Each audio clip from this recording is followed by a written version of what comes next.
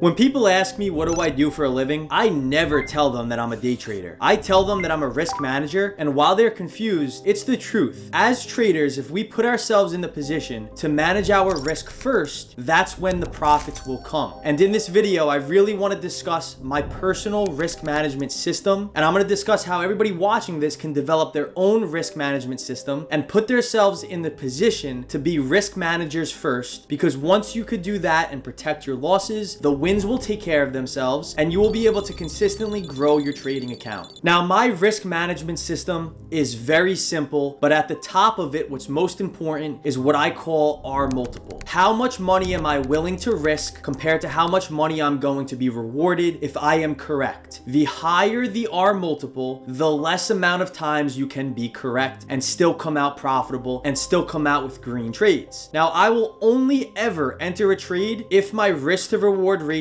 is a minimum of 2-to-1 or better. I am willing to risk $1 maximum for a minimum $2 reward or $2 gain when I am correct. The higher the number, the better, because as traders, we want to put ourselves in the position to lose as much as possible and not always be correct, but still come out green at the end of the day or at the end of the month. And this has to do with our risk to reward ratio, or some people call it R multiple. Looking at this chart over here, we can see the greater the risk to reward ratio. So here, if we are risking $1 to make $5, we can have a 20% win rate, yet still come out profitable. We can have a minimum of 2-to-1 risk to reward ratio, have a 40% win rate, and still come out with profits. Our job as risk managers is to not always be correct, but when we are correct, the winning trades are taking care of the losing ones, and when we are incorrect, the losses are minuscule compared to the winning trades. So if you're willing to risk, let's just say $1,000 per trade, if we were to look at some of my losing trading days, such as August 16th, we could see off of 2 trades, I lost $5,500. On August 20th, I had 4 trades and lost $7,000. So in about 2 trading sessions, I lost from 6 trades, negative $12,000 in losses. If we were to look just at 1 trade the day after on the 20th, we have a $23,000 gain. 1 winning trade has completely outweighed 6 losing trades. 1 winning day has completely outweighed 2 losing days. And this is why R multiple, or making sure I'm entering trades with a minimum of 2-to-1 risk to reward ratios or better, is so important. Pulling up my R multiple so far for this month, we can see majority of the winning days, we can see 6-to-1 R multiples, 3-to-1 R multiples. And on the losing days, we have less than 1 or about 2R, which has been caused by multiple losing trades in a row. For example, this trade on Friday, August 16th, I lost about 1 R multiple, and the trade before that, I lost again 1 R multiple. I'm making sure I am risking 1 to make a minimum of 2-to-1 or greater. The higher you are going to be rewarded, the less amount of time you have to be correct for you to make money in the long run. And that's the importance of this R multiple win rate cheat sheet here. R multiples, or risk to reward ratios, is such an important metric that it completely outweighs win rate. If you're focusing on win rate, looking for a 100% win rate strategy, or you take pride in having such a high win rate, it's irrelevant. For example, in the start of July, the first 2 weeks, I had a 23% win rate. I could not buy any winning trades. I was taking losing trades after losing trades after losing trades, and I was struggling with a 23% win rate. Now, fast forward to the end of July, I ended with a 46% win rate. And some people will say a 46% win rate is a really low win rate.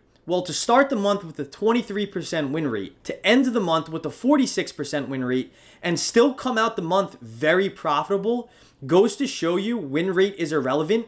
And if you take trades with a minimum 2-to-1 or better, your winning trades, such as this day for $20,000, will completely outweigh every other red day prior to this. $20,000 in profit of one day is greater than 6 other losing days to start the month of July. Risk to reward, R multiple, is the foundation to my trading, and without a solid risk to reward ratio, I will not be consistent as I am. I'm putting myself in the position to be a risk manager, because if I manage my risk properly and take my great high quality setups, the profits are simply a guaranteed byproduct of that trading. When I put myself in the position to be a risk manager first, and I control what I have control over, which is my risk, I am letting my trading strategy do the trading for me, and it's almost guaranteed that I'll come out the month profitable and I'll have this consistency when I let my strategy do its thing and I let my risk to reward protect me when I'm incorrect. Now, you'll only understand a solid risk to reward ratio if you understand where you have to place your stop loss and where you're going to place your target when you are correct on the setup. My stop loss is always placed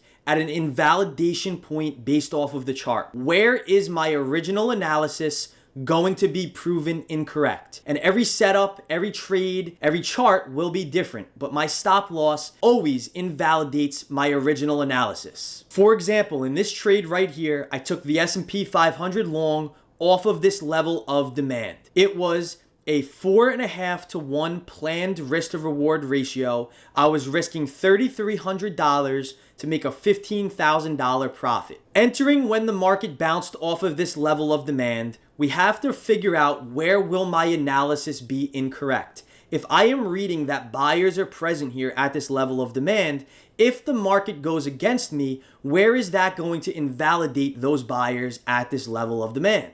In this example, my stop loss was placed under this swing low right here, the recent low on a 1-minute chart, because if the market came under this red line at 56.13, this would invalidate the thesis and would invalidate my analysis of spotting buyers at this level of demand. So always, I place my stop loss where my thesis will be proven incorrect. And I try to get my entry as close as possible that it confirms the setup to where my stop loss is. Now, my profit target will always be placed where the market can potentially reverse on me if it moves in my favor. At a resistance level, at a support level, supply zone, demand zone. If the market rallies or drops in my favor, where can the market potentially stall out at? Or where can it reverse on me and my target will prove that my analysis will be correct? And there's ways to get creative with it that you can extract more gains. For example, my target in this trade was at 56.26, which is noted by this lower blue line here. However, the market blew past my target and I got out on the first sign of weakness, getting a profit of $4 more or 4 more points, enabling me to have a greater risk to reward ratio than what I had originally planned for. And this is how you can extract most out of your profitable trades when I am correct on the setup. This is what I call 2 steps forward, 1 step back approach. If you can walk 2 steps forward and 1 step back, you will get further in distance than somebody who is walking 1 step forward and 2 steps back. What this translates to in trading is when you have a risk to reward ratio of 2 to 1 or better, your profit and loss curve should start uptrending when you have a profitable system. This is my P&L curve so far in the month of August. One thing you will notice on a consistently profitable trader's P&L curve is stronger rallies and shallower dips. As they are correct on the trades and they are profiting on them, the wins are much greater. 2 steps forward. However, we will be incorrect on our trading setups. Again, it's not our job to always be right. We will lose. But our job is to control when we do lose. And this is 1 step back. When we are wrong, we are only taking 1 step back. That way, our winning trades are taking care of the losing trades and our profit and loss curve is starting to look like an uptrending chart. So my month of August is what I call minimum 2 steps forward, 1 step back. Sometimes I'll take 6 steps forward and 1 step back, but I will never take 1 step forward, 1 step back. A struggling trader's P&L curve will have those larger dips. Maybe they take 1 or 2 or even 3 great winning trades back to back, but the winners are not outweighing the 1 losing trade. They take a win, it goes up. They take another win, it goes up slightly. They take the 3rd win in a row and it goes up a little bit more. But 3 winning trades could not even overtake 1 losing trade. The next setup they take, they lose on it, and they completely wipe away 3 winning trades gains, and now their account is sitting well in the negative. A struggling trader will take maximum 1 step forward and a minimum 2 steps back.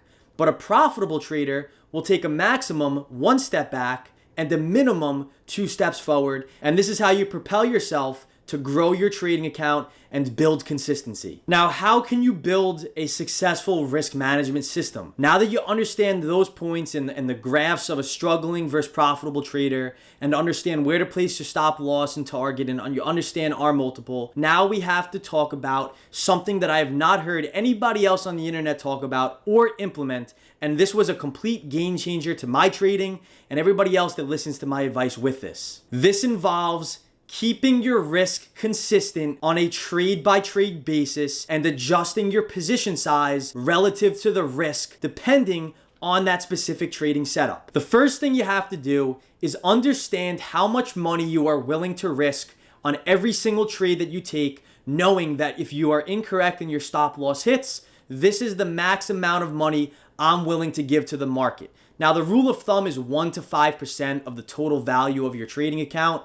And let's say we have a $2,000 account and I'm willing to risk only $60 per trade if I am wrong and my stop loss hits. What traders do, and this is where struggle comes in, is they enter every position and every setup with the same amount of position size, not realizing that your stop loss will always be at different points, making some trades you having to risk more money and some trades you have to risk less money. And this means your risk is not consistent on a trade-by-trade basis.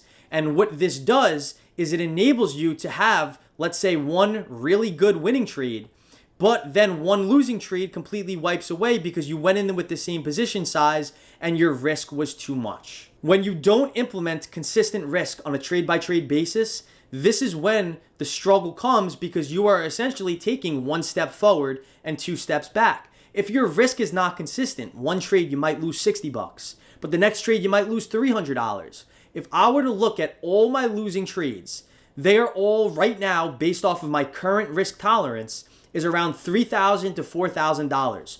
My risk is the same when my stop loss hits.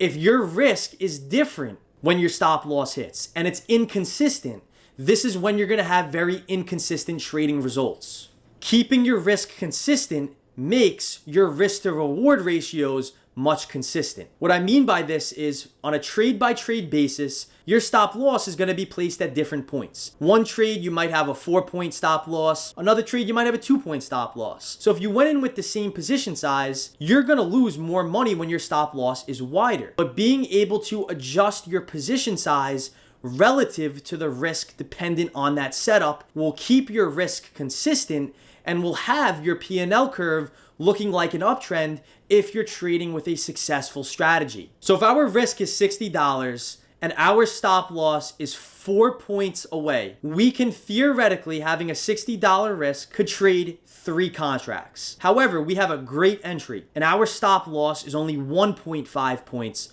away from where we are going to enter. Well, guess what? It wouldn't make sense to enter with 3 contracts because we'd only be risking $22. If our stop loss is 1.5 points away, we can technically size up on this trade because our risk is still only going to be $60 despite us trading with almost 3 times our normal contract size with the 4-point stop loss. So you see how you can adjust your position size relative to the risk. You can size up and size down depending on where your stop loss is. And that's going to be different on a trade-by-trade basis. When you trade with the same size, for example, 5 contracts.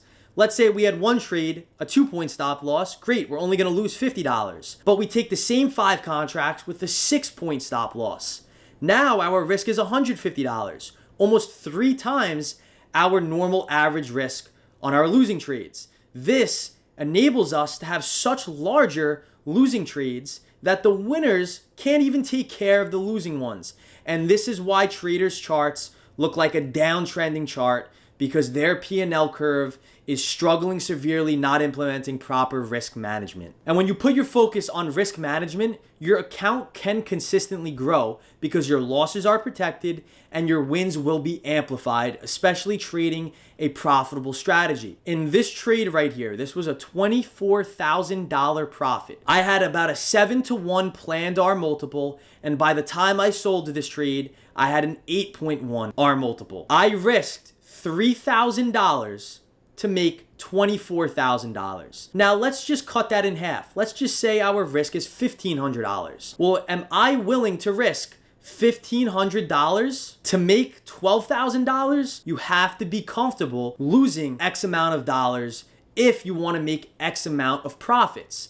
I'm not willing to risk $1,500. Well, then guess what? Size down. You have to be willing to risk money to make money. No risk, no reward. I have to be willing to risk $3,000 if I want to make $24,000. Cut this by a tenth. Let's say we're willing to risk $300. Well, if we risked $300, we could have came out with a $2,400 profit, an 8-to-1 risk to reward ratio. If you're not comfortable with the risk, then you will never have the wins be able to compound and grow your trading account. If you have $1,000 in your trading account or even $500 in your trading account, have such small risk, and you have to be willing to risk that money if you want to grow your account and make consistent money in the long run. If you're not willing to risk $50, then you're not going to be able to make $200 in profits. If you're not willing to risk $1,500, then don't expect to make $12,000 in profits when you have an 8-to-1 risk to reward ratio. You have to love losing, and you can enjoy it much better when you accept the risk before you enter and you understand your wins will be compounded if you focus on a high R multiple. And this is the way traders will be able to grow their account consistently,